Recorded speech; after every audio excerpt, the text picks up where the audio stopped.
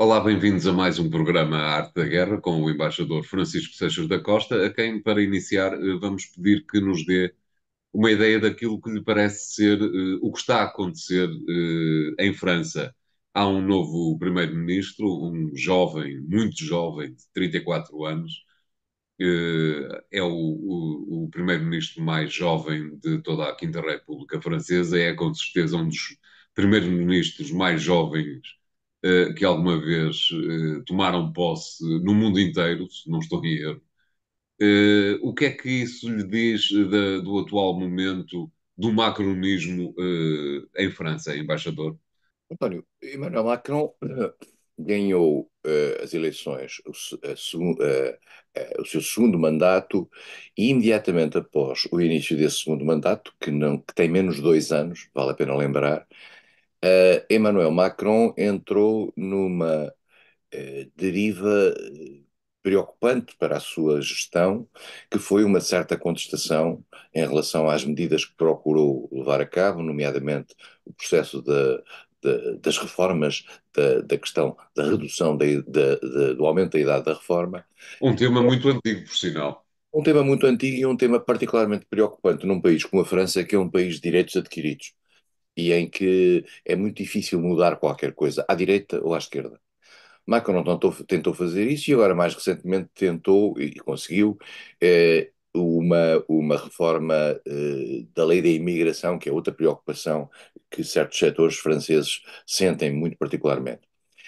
Macron, entretanto, perdeu a maioria dentro do Parlamento, o que faz com que tenha que conviver com um mundo parlamentar onde o seu partido, o Renaissance, que é um partido formado, vale a pena lembrá-lo, de gente que vem de esquerda e gente que vem mais à direita, eh, tem uma presença que não é maioritária e por isso mesmo tem que fazer compromissos, tanto quanto possível, em primeiro lugar com a direita tradicional, o Les Républicains, e por outro lado, tentando sobreviver quer aos ataques da esquerda, o La France Insoumise, Jean-Luc Mélenchon, quer ao Rassemblement National de Marine Le Pen.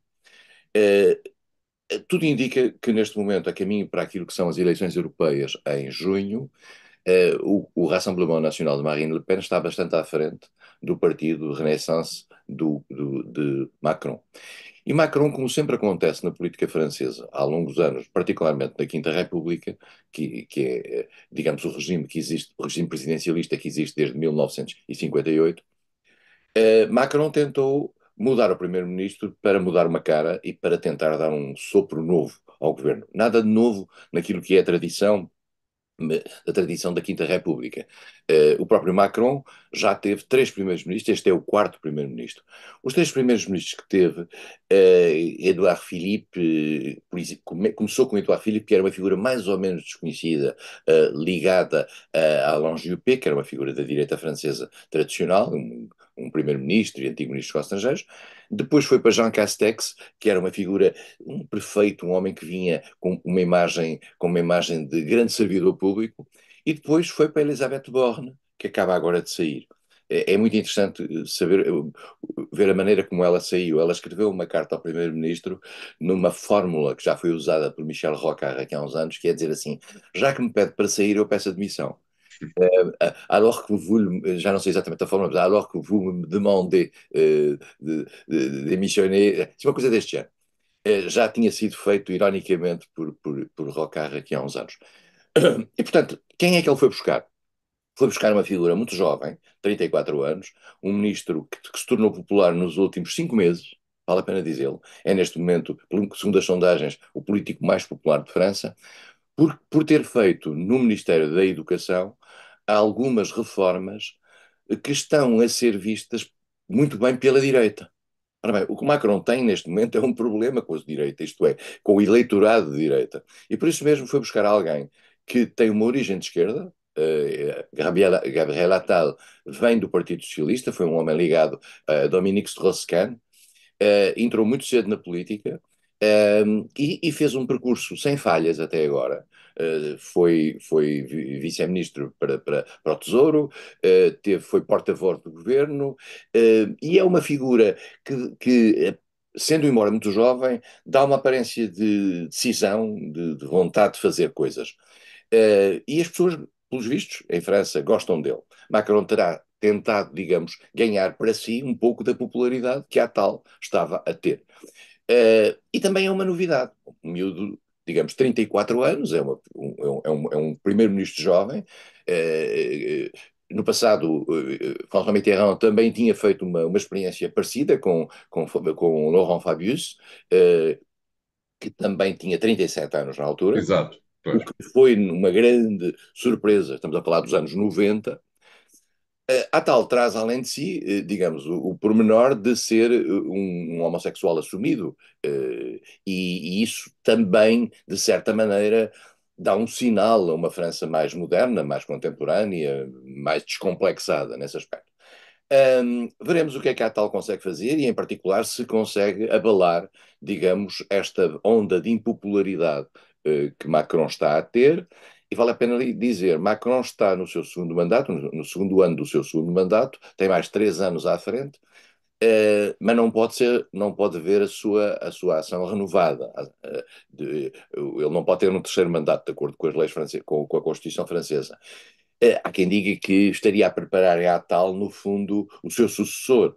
Mas é capaz de ser cedo demais, tendo em conta aquilo que é o desgaste de um primeiro-ministro francês. E faltam 3 anos, ou 4 anos, no fundo, 3 anos e pouco, para as eleições presidenciais. É capaz de ser demasiado cedo para que Gabriel Attal possa ser uma espécie de Macron bis no futuro. Veremos. Não há, aparentemente, digamos, nenhum sinal de político importante neste momento, ainda não conhecemos o programa, mas vale a pena também dizer o seguinte: em França, o programa do governo é o programa do presidente. O primeiro-ministro é um delegado do presidente. E aqui também vamos tentar perceber se do atual governo passam para o governo da tal grandes figuras, algumas das quais, vale a pena dizer, estavam, no fundo, também um pouco à espera do seu próprio futuro e que agora, digamos, o surgimento da tal os vai travar. Estou-me a lembrar, por exemplo, de Bruno Le Maire, que era o ministro das Finanças e da Economia e das Finanças, que é um homem da direita, mas também me estou a lembrar de Sébastien Lecornu, ministro da Defesa, e em particular de Gérard Darmanin, que era o ministro, que é o ministro do Interior, e que, digamos, tinha uma grande ambição, mas a maneira como ocorreu a aprovação da lei da imigração acabou por não lhe ser muito favorável. Vale a pena dizer, em relação à primeira-ministra Santa Elizabeth Borne, que ela teve um papel extremamente difícil, porque é, no fundo, gerir um governo em minoria no Parlamento, e ela várias vezes recorreu, cerca de, creio que 23 vezes, recorreu a um mecanismo que existe na Constituição francesa, que é o artigo 49, terceiro, que faz com que, para impor uma lei, mesmo não tendo maioria para a impor, ela avança com a lei e é preciso uma maioria em contrário, digamos, para a retirar. E isso é muito difícil, porque é preciso juntar, digamos, a extrema-direita com a extrema-esquerda. Às vezes isso já tem acontecido, mas, digamos, eu acho que Elizabeth Borne, que também vem da esquerda, curiosamente, tinha sido no gabinete de Lionel Jospin, quando este foi primeiro-ministro socialista, é uma figura dura, rígida, mas a França gosta disso. A tal também não deixa de ser uma figura com um certo sentido de rigor. Vamos ver como é que funciona. De qualquer maneira, daqui por 3 anos, 2 anos e muito, Emmanuel Macron será claramente, apesar das novas leis, ou principalmente à luz das novas leis, será claramente demasiado jovem para a reforma. Acha que Macron continua a ter uma pretensão europeísta que lhe é apontada desde a primeira hora? Portanto, se Macron pudesse ser um dos líderes da União Europeia no futuro, isso não seria provavelmente uma má ideia. Macron é das pessoas mais europeístas, dos líderes atuais líderes europeus, é uma figura muito jovem. Quando sair do poder terá menos de 50 anos. E, portanto, tem um futuro das duas, uma, ou tem um futuro e regressa à banca, e, portanto, ele estava no Rothschild, no fundo, na mesma lógica que aconteceu com Pompidou, ou então o que é muito mais provável, vai tentar ter um destino internacional. Macron fala inglês, o que é um aspecto muito importante, portanto, alguma ambição no plano internacional, Nações Unidas, União Europeia, eh, enfim, também não há muito mais no mercado para quem vem de Presidente da República da França durante 10 anos, não é? Exatamente. Talvez a União Europeia, a Comissão Europeia, fosse de facto o lugar certo, não lhe parece? Era preciso que o tempo, que os timings Claro. coincidissem, não é? E há uma coisa relativamente à Comissão Europeia que vale a pena dizer. A Comissão Europeia é um órgão de equilíbrio dentro da União. E há a circunstância de um francês ou de uma alemã, como é o caso atual, estarem à frente da Comissão Europeia, dá de facto uma grande expressão à Comissão Europeia, mas por outro lado também retira poder aos países. Isso já aconteceu no passado com Jacques Delors, que agora morreu, aconteceu agora com von der Leyen. Uh, Houve muito quem pensasse no passado que era preciso evitar que a França e a Alemanha, e o Reino Unido, na altura, tivessem presidentes da Comissão Europeia. Todos tiveram. Quer dizer, e portanto, mas de qualquer maneira são momentos em que o papel da Comissão Europeia aparece muito potenciado pela circunstância do seu titular, no caso de inglês foi o Roy Jenkins, ser uma figura muito, ter por detrás um grande país. Vamos acompanhar esse tema com certeza dentro de alguns anos, porque ainda não terá sido dita a última palavra sobre a matéria. Vamos fazer aqui o primeiro intervalo do programa de hoje. Voltamos já de seguida com novos temas. Até lá.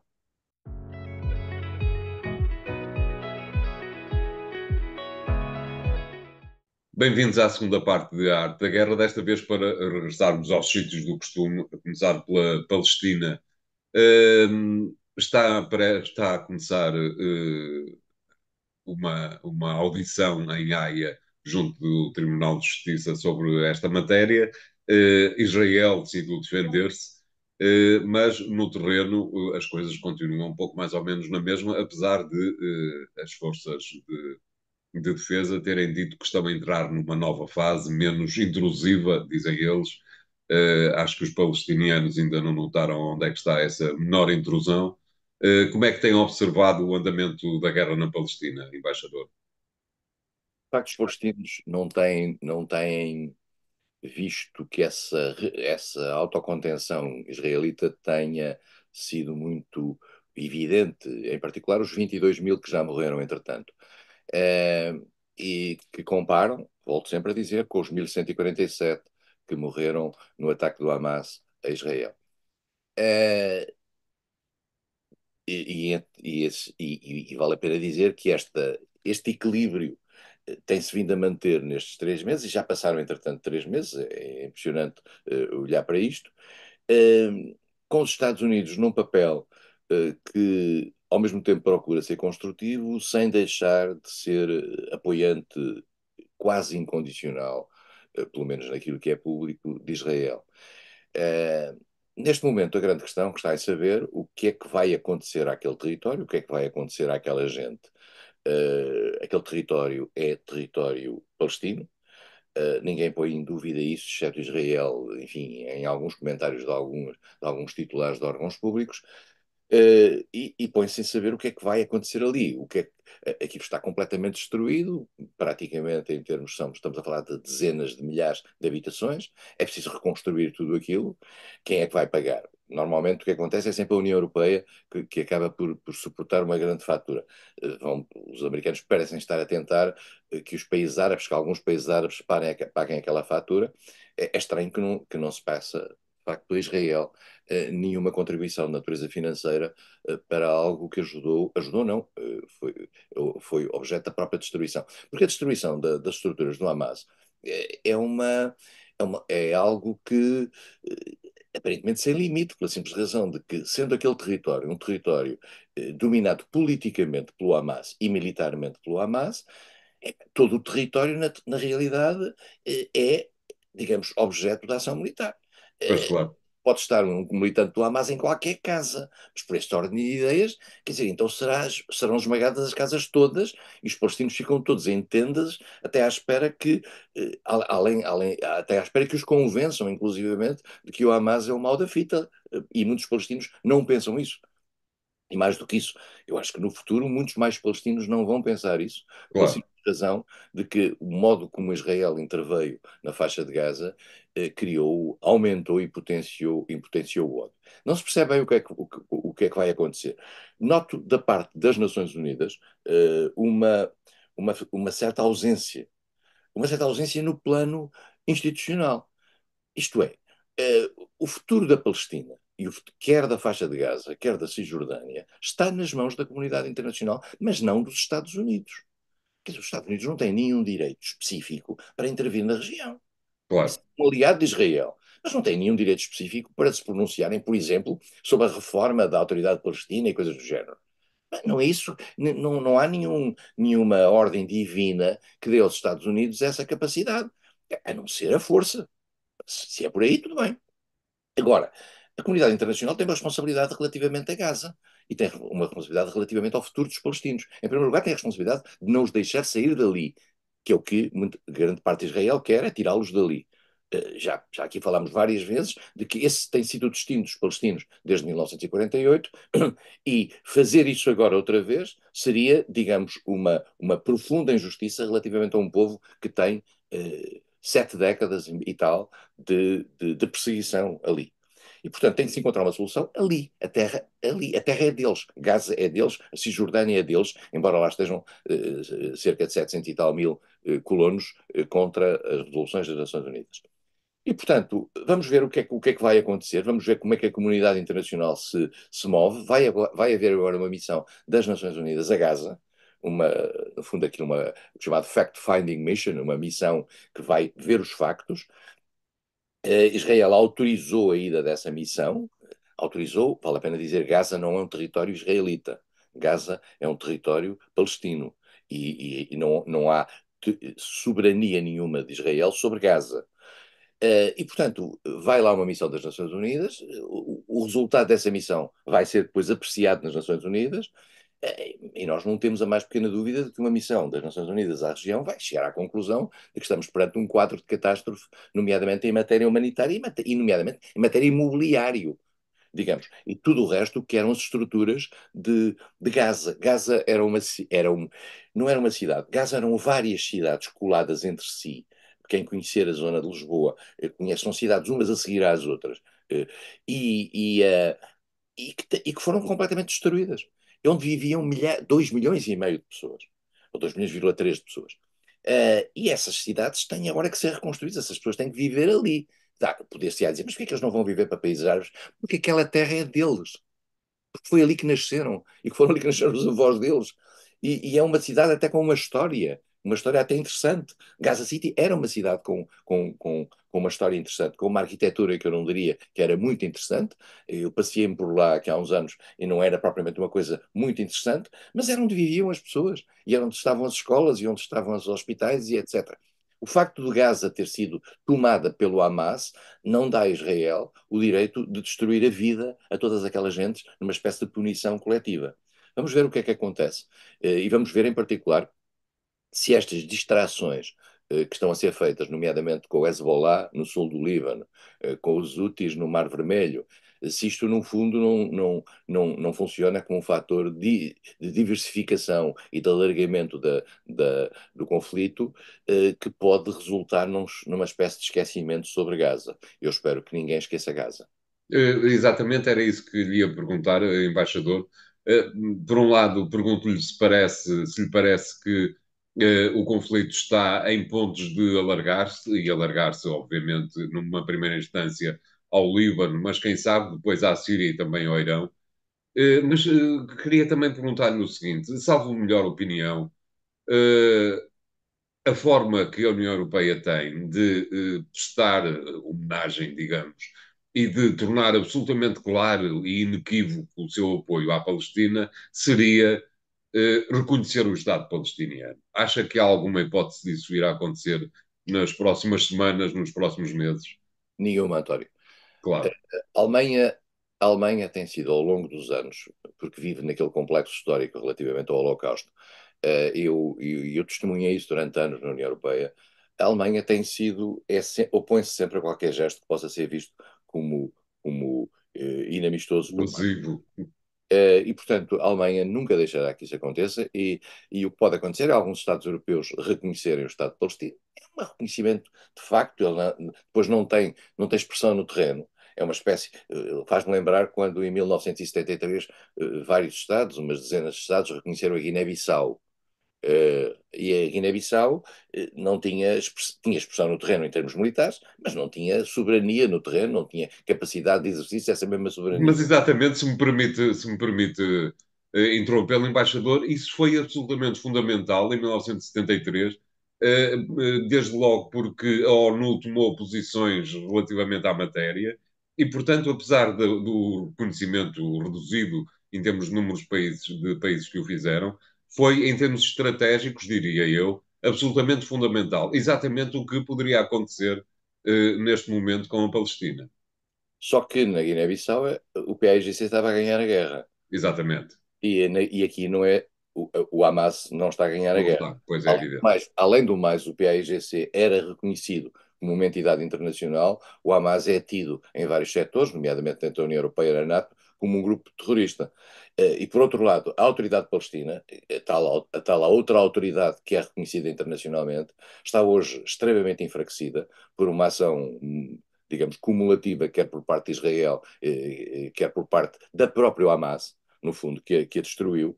E, portanto, hoje em dia o interlocutor palestino é muito frágil. E por isso mesmo, eu devo dizer uma coisa: eu acho que esta questão dos dois Estados, faz sempre parte do mantra discursivo relativamente à Palestina, é uma maneira da gente lavar as mãos e de ficar sossegado. Nós somos a favor dos dois Estados. Então o que é que vocês têm feito para efeitos dos dois Estados? Exatamente, é essa a questão. A fazer à França, à Alemanha, ao Reino Unido, aos Estados Unidos. Então digam lá o que é que nos últimos anos vocês fizeram para garantir a existência de um Estado palestino. Zero. Pagaram umas escolas. Zero. Pagaram umas escolas, vão pagando para a vida das pessoas. Porquê? Pela simples razão de que os lobbies judaicos internacionais fazem uma pressão junto dos países que impedem qualquer gesto que possa parecer constrangente relativamente a Israel.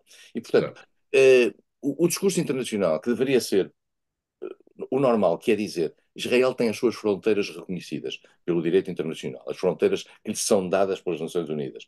Estas fronteiras são invioláveis e os Estados comprometem-se a respeitar estas fronteiras e, mais do que isso, e a ajudar Israel a defender-se nestas fronteiras. Mas também é preciso ajudar os palestinos a defenderem-se de Israel. É porque esse é um aspecto que eu sei que soa mal aos ouvidos. Mas é preciso ajudar os palestinos a defenderem-se de incursões sucessivas de Israel, pela simples razão de que Israel, por exemplo, na Cisjordânia, tem hoje ações de natureza militar de apoio aos colonatos que são ilegais, feitos pelas forças policiais e militares de Israel. Se ninguém joga a favor dos palestinos que ali estão, qual é a moralidade que o mundo ocidental tem de defender a causa palestina? Quer dizer, acho uma coisa sem sentido. Agora, há uma coisa que é evidente: o mundo ocidental tem que perceber que tem que garantir a existência do Estado de Israel, tem que garantir a segurança de Israel. Mas essa garantia não é superior, em termos de importância, à importância de garantir a segurança da vida dos palestinos. Claro. Uh, Voltando a 73, não sei se em 73 ou em 72, recordo que o Vaticano chegou a receber, o Papa Paulo VI chegou a receber no Vaticano uma série de dirigentes considerados terroristas na altura. Marcelino dos Santos Uh, pela Frelimo, Amílcar Cabral pelo PAIGC e Agostinho Neto pelo MPLA. Exato, perigosos terroristas, como são com certeza os palestinianos que vivem em Gaza e também na Cisjordânia. Vamos fazer aqui o segundo intervalo do programa de hoje. Voltamos já de seguida com o último tema e até lá.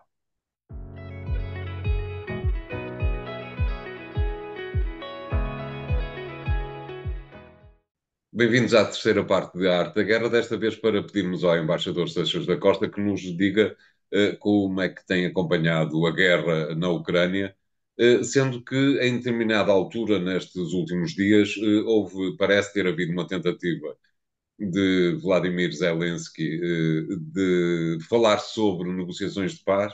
Evidentemente que a Rússia fez de conta que não ouviu semelhante coisa.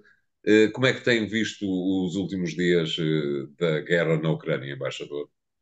a guerra na Ucrânia parece dirigida por Fernando Santos como selecionador, isto é, são empates sucessivos ao longo do tempo.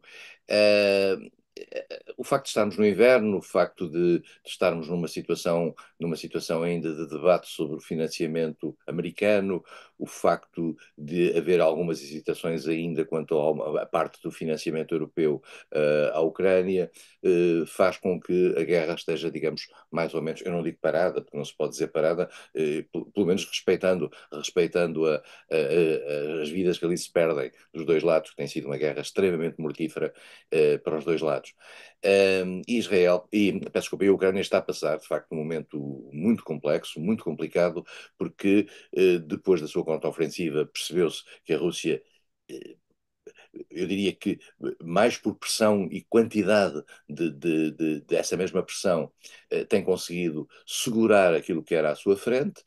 Uh, Zelensky continua a falar com um discurso um bocadinho errático de que as pessoas já estão um pouco cansadas, mas que se percebe por parte de quem está acossado no plano internacional e que vive com a angústia de ver os seus apoios crescentemente, não, se não a diminuir, pelo menos com grandes hipóteses de serem diminuídos, e portanto o discurso de Zelensky é um pouco angustiado, mas percebe-se isso.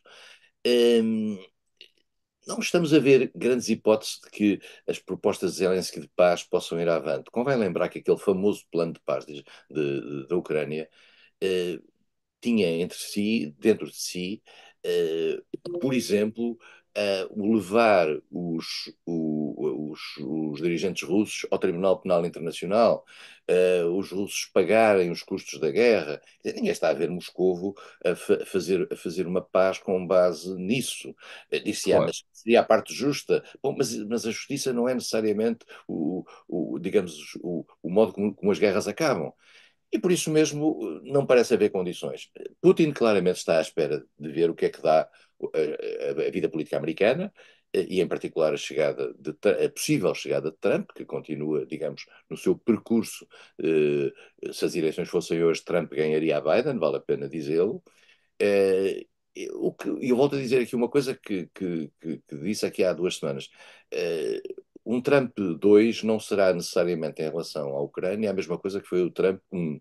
Claro. Isto, nós temos que perceber que houve um trauma na opinião pública americana relativamente à Rússia, nomeadamente em relação ao caráter agressivo face à Ucrânia, e isso não é independente daquilo que Trump vai fazer. Trump não deixará de ter isso em conta. No passado, a imagem de Putin, ao tempo de que Trump foi presidente, não era exatamente a mesma que é hoje. Pois, claro. Muito pior.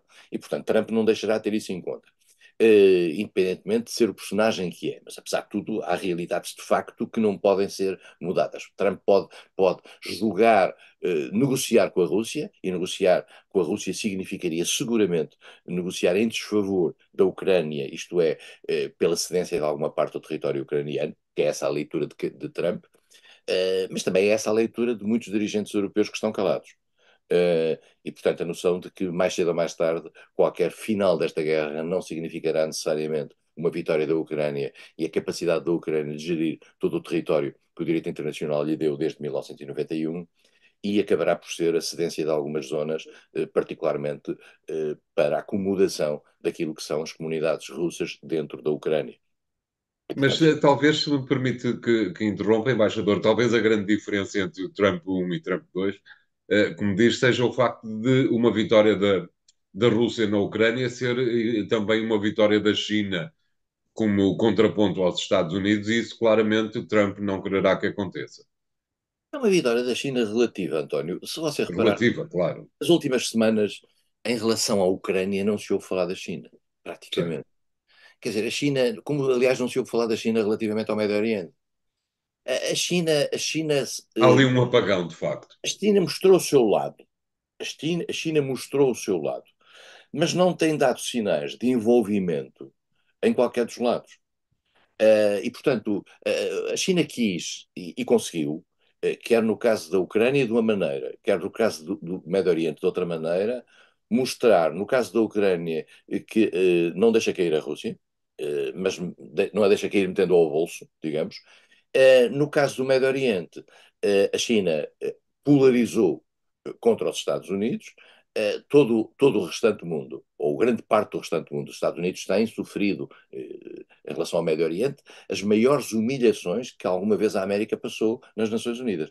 Em diferentes Estados Unidos estão-se nas tintas para aquilo que acontece nas Nações Unidas. Pois, é verdade, mas apesar de tudo, alguma legitimidade residual ainda existe nas Nações Unidas.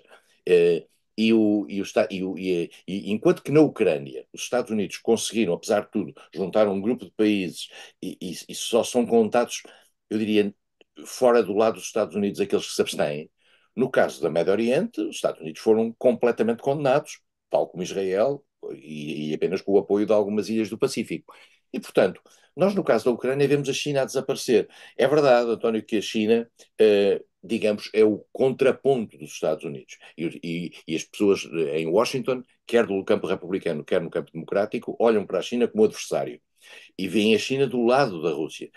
E isso, naturalmente, também contribui, digamos, para agravar a imagem da Rússia nos Estados Unidos.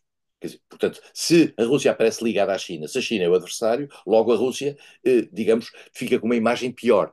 E Trump vai ter que ter isso em conta nas Certo. decisões que vier a tomar relativamente à Ucrânia, se por acaso for presidente, porque a opinião pública americana está marcada por isso. Está marcada por isso. Independentemente de querer ou não querer gastar dinheiro com aquilo. Porque agora a opinião pública americana tem, digamos, os políticos americanos têm três frentes. Uma é Israel, que é uma coisa que Trump defenderá até ao fim, eu diria com mais força do que Biden.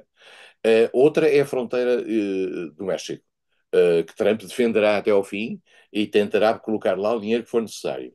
E a última é a Ucrânia. E o dinheiro, apesar de tudo, não é elástico, e nos Estados Unidos há muitas políticas públicas que precisam de financiamento.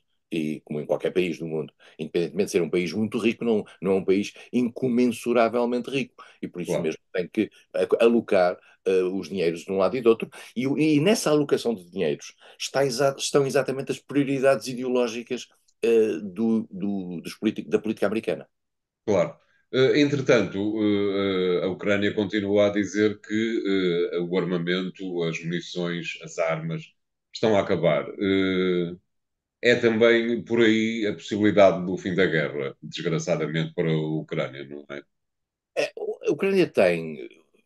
É assim, nós estamos. Há munições que, entretanto, há equipamento que, entretanto, chegou e que está a ter efeito. A Ucrânia tem utilizado com grande sucesso, por exemplo, em ataques à Crimeia. A Crimeia estava muito mal defendida, sob o ponto de vista Certo, antiaéreo, como aliás tem visto, e a Crimeia, neste momento, é eu diria, um palco que a Ucrânia utiliza para mostrar a fragilidade da Rússia. Por outro lado, a Ucrânia está com um problema de munições e a União Europeia e os países da União Europeia que tinham prometido munições e até tinham um calendário para o fornecimento dessas munições, aparentemente não têm uma capacidade de mobilização das suas indústrias militares à altura daquilo que são os interesses da Ucrânia e as necessidades da Ucrânia. Portanto, por outro lado, a Ucrânia também está à espera dos F-16. Vamos depois saber onde é que os vai pousar. Porque os F-16, também convém dizê-lo, esses F-16 vão ser dados à Ucrânia, não podem ser colocados na Roménia, na Polónia, na Estónia, Letónia, Lituânia, depois põem lá um piloto ucraniano e vão atacar a Rússia e voltam para a Ucrânia, para a Estónia ou para a Polónia. Não, as bases não podem ser fortes do território, porque se as bases são em território NATO, obviamente que a NATO, que a Rússia tira conclusões, porque a base onde partem os F-16 de facto, passa a ser um objetivo militar. claro, E, portanto, entraríamos aí numa situação, digamos, de artigo 5º e de uma situação extremamente complicada. Os certo, F-16 têm que ir para bases na Ucrânia, para aeroportos na Ucrânia. Esses aeroportos claro, ficam também, eles próprios, digamos, sob o risco de serem atacados pelos Sukhoi russos. E, portanto, vamos claro, ter um novo número quando for a chegada dos F-16. Mas é evidente que se a Ucrânia conseguisse operacionalizar a utilização de F-16, mudava, de certa maneira, e equilibrava o sentido da guerra. Porque, neste momento, a Rússia tem praticamente, digamos, a totalidade da capacidade de ação no espaço aéreo ucraniano. E a certo. Ucrânia, a Ucrânia deixou de ter força aérea praticamente desde o início desta guerra. É um tema que iremos com certeza continuar a acompanhar. Obrigado, embaixador. Continuo a assistir aos programas da Arte da Guerra, nomeadamente este, nos sites do Jornal Económico, onde encontrará tudo aquilo que o embaixador Seixas da Costa tem dito sobre estas matérias. Para a semana cá estaremos novamente com 3 novos temas, 2 deles, com toda a certeza, os mesmos de sempre. Até lá.